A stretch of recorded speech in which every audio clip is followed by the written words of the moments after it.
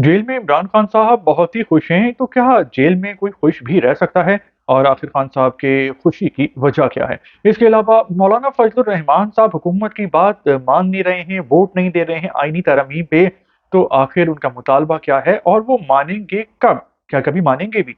इस हवाले से व्लॉग में बात करेंगे जी। अस्सलाम वालेकुम, मेरा नाम खुर्रम फातिह। सबसे पहले खान साहब की बात करते हैं, जो कि बहुत खुश हैं, हँस रहे हैं और उनकी खुशी की वजह ये है कि इत्तेहादी हुकूमत जिसमें जो भारी अक्सरियत है वो है नून लीग की और पीपल्स पार्टी की, वो एक आईनी तरमीम का पैकेज चाह रहे थे और उसकी राह में जो रुकावट बन गई है वो पीटीआई नहीं है, बल्कि वो हैं मौलाना फजलुर रहमान। क्योंकि मौलाना साहब के जो कौमी असम्बली में वोट हैं वो हैं 8 और सेनेट में उनके तादाद है 5, और वो और एमक्यूएम वोट देंगे हुकूमत को, तो ही जो है वो ये 2/3 अक्सरियत से आईनी तरमीम जो हैं वो मंजूर होंगी। एमक्यूएम तो अच्छे बच्चे की तरह फौरन से मान गई है मुल्क के वसी तर मफाद में, लेकिन मौलाना फजलुर रहमान साहब अड़ गए हैं, नहीं मान रहे हैं और जो जो काम जो ख्वाहिश पीटीआई की है वो पूरी कर रहे हैं। मौलाना फजलुर रहमान साहब, तो इमरान खान साहब बहुत ही खुश हैं जेल में। अब जो दूसरा पॉइंट है वो इसी से रिलेटेड है कि आखिर मौलाना साहब मान क्यों नहीं रहे हैं और क्या वो मानेंगे?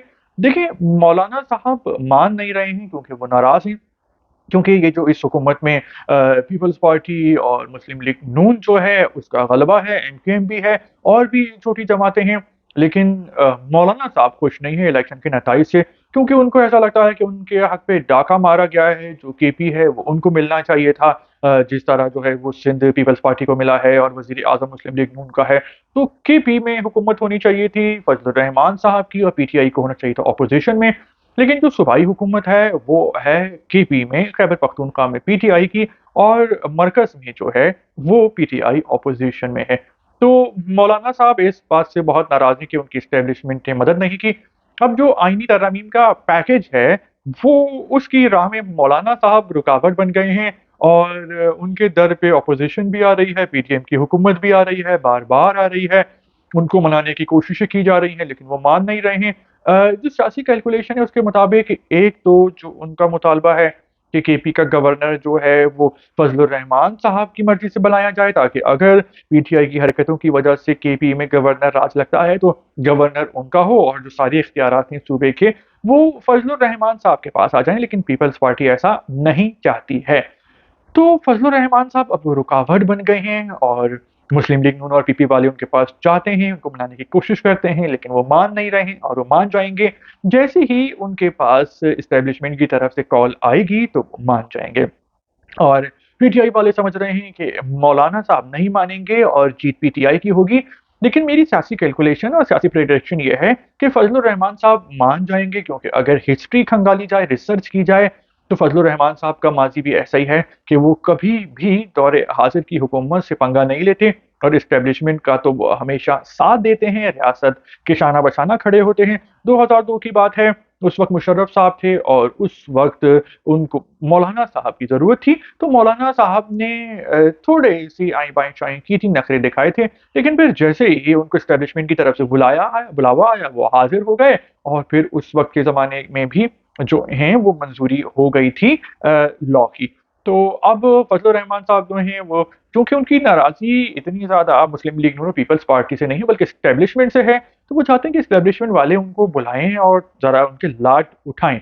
तो ये जो लॉ है ये तो मंज़ूर हो जाएगा। इसका जो प्लान ए था वो ये था कि जो सारे जो इदारे हैं उनके सरबराहान की मुद्दत मुलाज़मत में, यानी जो ऐज है उनकी, उसमें 3 साल की तौसीक़ कर दी जाए। फजलुर रहमान साहब इस पे नहीं माने, तो प्लान ये बनाया गया है कि जो भी चीफ जस्टिस बनता है वो जो भी सीनियर होता है उसको बन जाता है वो। तो अब जो टॉप मोस्ट सीनियर होगा उसके बजाय एक 3 बेंच या फिर 5 जजों पे मुश्तमिल नाम जाएँगे और उनमें से इंतखाब किया जाएगा। तो जो भी दौरे हाज़िर की हुकूमत होगी उसके पास ये ऑप्शन होगा कि वो अपनी मर्ज़ी का चीफ जस्टिस लगा सकते हैं आर्मी चीफ की तरह। इसके अलावा भी कुछ तरमीम है, उसमें से एक तो बहुत अच्छी है कि जजों का भी एहतसाब किया जाए और जो जज 1 साल में फैसला नहीं देता केस का, अवामी केसेस का, तो उसका एहतसाब किया जाए। ये बिल्कुल होना चाहिए, क्योंकि जिन लोगों ने अदालत के अंदर का माहौल देखा है कि अक्सर जो हैं वो अदालतों में और जो टाइम ज़ाया हो रहा होता है, तारीख पे तारीख मिल रही होती है, बस वहाँ पे दुआ सलाम चल रही होती है, गप्पें लग रही होती हैं और काम बहुत कम होता है।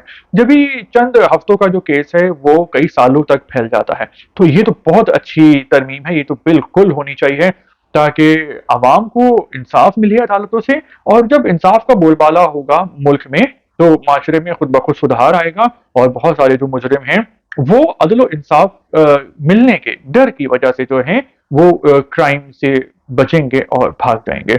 यहाँ पे आगे का वही बिगड़ा हुआ है, एक तो अदालतें बिक जाती हैं और फिर अगर केस चलता भी है तो वो इतना लंबा हो जाता है कि जब तक जो है वो इंसानी खत्म हो जाता है या उसकी उम्मीदें खत्म हो जाती हैं, या इस दौरान पेशियां भुगत के कोर्ट्स में जाके वकीलों की फीसें खर्च करके टाइम देकर अपना जो है वो लोगों का जो है वो ज़हनी सुकून बर्बाद हो जाता है और सेहत तबाह हो जाती है, पैसा भी ज़ाया होता है।